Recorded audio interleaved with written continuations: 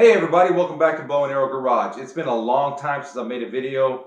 I've been waiting on parts. I tell you, I ordered the front suspension kit for this C3 Corvette.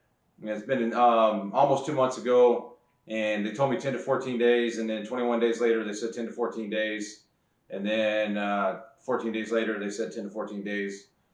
And so I ended up actually switching up my order a little bit. I was trying to get double adjustable coilovers, and it was just taking forever, and I couldn't seem to get an answer. So I went ahead and went with the single adjustables.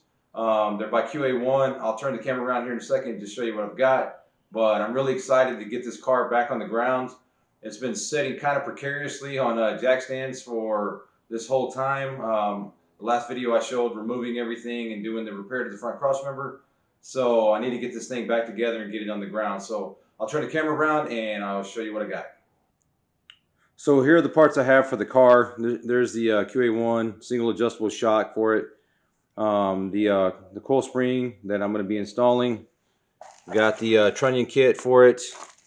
And then these are just the miscellaneous parts that go with it.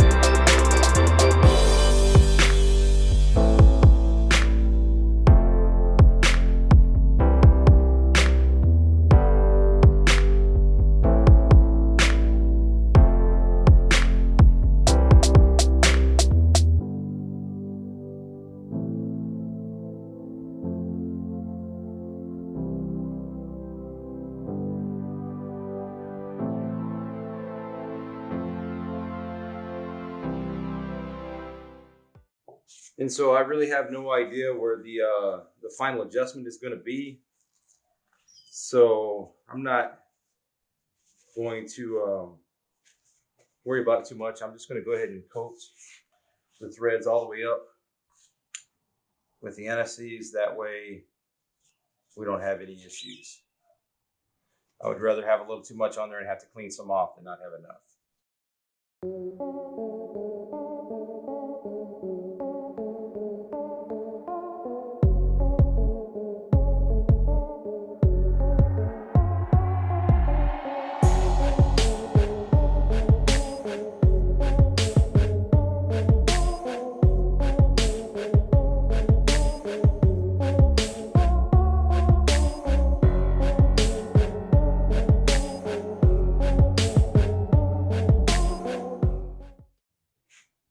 So on this car, first I'll show you. Don't know if you can see on the bottom of that, it's flat. That's going to sit flat against the spring adjuster. But on the top, it's rounded. Some of them come flat on the top also. And in that case, you don't have to index the spring. But on this particular vehicle, you do have to index it. Make sure that the top of the spring sets in the pocket, in the spring pocket. So we'll make sure to do that. I want to see how close we are to being able to get this thing in. And also, on one other note, this adjuster right here, I'm going to put it on the inside. So there's the shock and the coil spring installed. Obviously, I've got it adjusted down to the very bottom right now. So once we get everything up and in, we'll try to adjust the right height better. But there's not a whole lot you can see. See if I can get a shot from the top. And I forgot to mention that I did install the upper and lower control arms off camera. Just a couple of bolts. I mean, there's not a whole lot to it.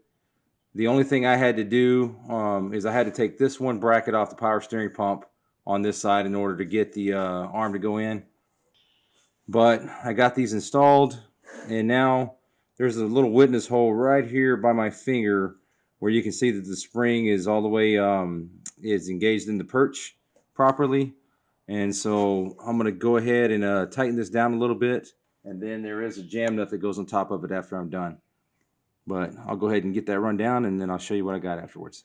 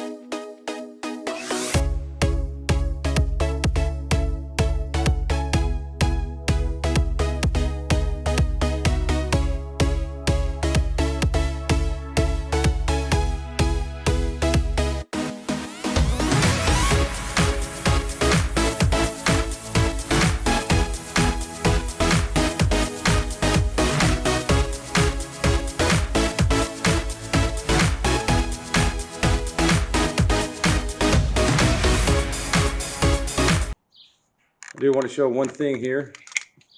As you can see on the upper control arm, it touches right here. And I guess I'm going to have to trim this out a little bit.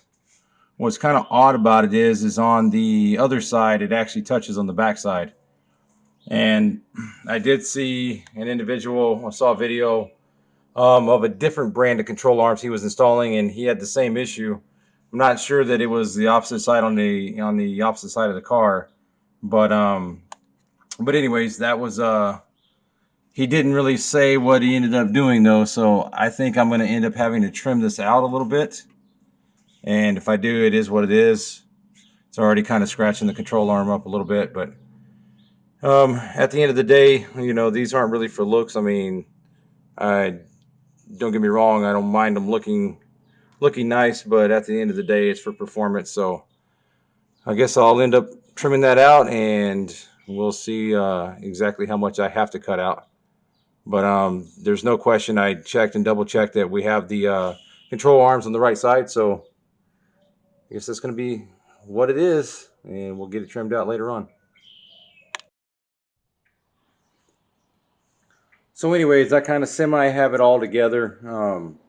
Obviously, I still don't have my rotor on. I kind of snugged down the nuts on the upper and lower ball joints. I kind of adjusted the coil-over up just a little bit. With it all the way down, it was very difficult to get the spanner wrench in. So I just brought it up just a little bit. And like I said, I don't know where the final adjustment's going to be. So I'm not going to worry about it too much at this point. And I am going to have to do some trimming here, like I said earlier. So anyways, I'm going to go ahead and get the other side done, get it to this point at least, and then we'll go through and figure out what the torques are. So I'm getting close to being finished installing the steering knuckle. I've got the upper and lower ball joints torqued and cotter pins installed. Same thing with the tie rod in back here. I'm about to pull the caliper off, put the rotor on, and then torque the calipers down. All right, I'm getting ready to throw the wheels back on for the first time, and it seems like forever.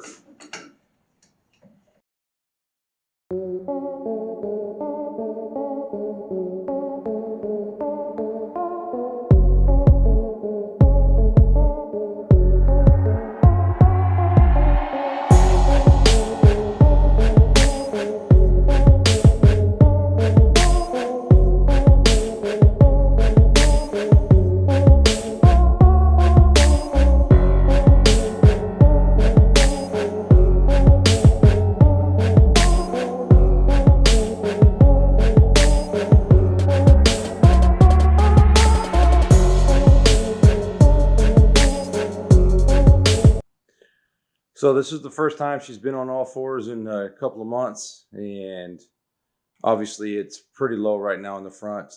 I actually had to block up the wheels just so I can get my floor jack out.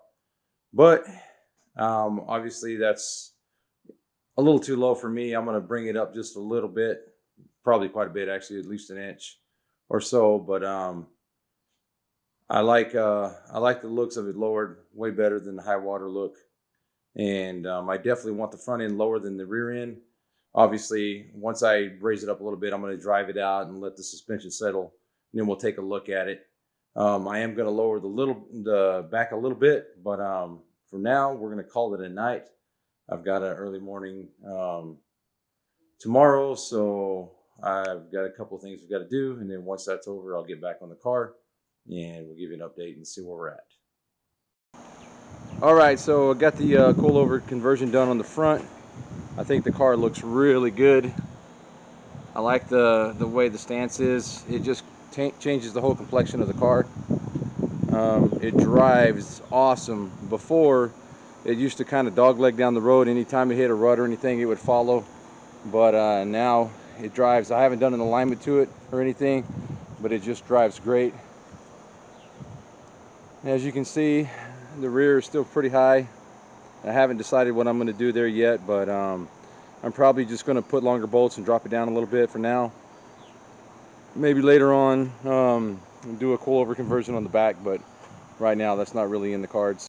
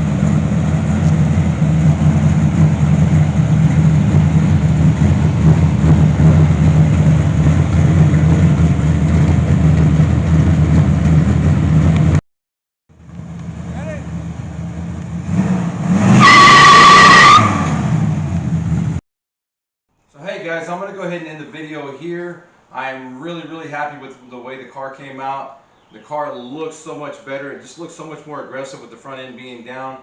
It drives so much better. I'm also making a deal to buy another C3. It's a little later model. One of the big things is it has the crash bars in the doors, but it also has all the trim parts I need for the windshield, for the T-tops, everything that I'm going to need really. So that should be coming here in the next few weeks. So I'm really excited about what's coming up in the next coming videos. But anyways, if you enjoyed this video, please like, share, subscribe. Make sure you hit that notification bell so you never miss another video. And have a great day. We'll see you next time.